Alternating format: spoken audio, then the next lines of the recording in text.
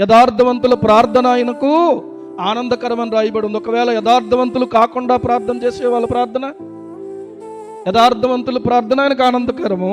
ఒకవేళ భక్తిహీనులుగా అర్పించే బలులట యెహోవాకు హేయములు అని రాయబడతా ఉంది. ఈ రోజున ఆలోచన చేసుకుంటే ప్రియులారా, పైకి బాగానే కనపడుతున్నాం కానీ లోపల మన యొక్క పరిస్థితి ఎలాగుందో ఒకసారి చూసుకోవాలి. కానుక పెట్టెలో వేసే ప్రతి కానుక కూడా అది మీ కష్టార్జితమైనది ఉండాలి, న్యాయమైనదై ఉండాలి, మోసము లేనిదై ఉండాలి, ఒకరిని నష్టపరచనిదై ఉండాలి. ఆ కానుక పొడుపు సొమ్ము కానీ, అంటే వ్యభిచారపు సొమ్ము కానీ, లేకపోతే కనుక ఒకరిని చంపినటువంటి క్రయధనము కానీ, పాపం పోద్దని తెచ్చి కానుక పెట్టెలో వేసేది అనుకోండి, ఏం పోదు, అసలు దాంట్లో వేయకూడదు, దాంట్లో వేయకూడదు. కానుక ఇవ్వడం మంచిదే, కానీ ఆ కానుక ఎలాగ ఉండాలంటే నీవు న్యాయంగా సంపాదించింది అయి ఉండాలి. ఈరోజు ఆలోచన చేస్తే ప్రియులారా, మనం ఇచ్చేటువంటి కానుకను గురించి కూడా మనం ఆలోచించుకోవాల్సిన అవసరం ఏర్పడింది.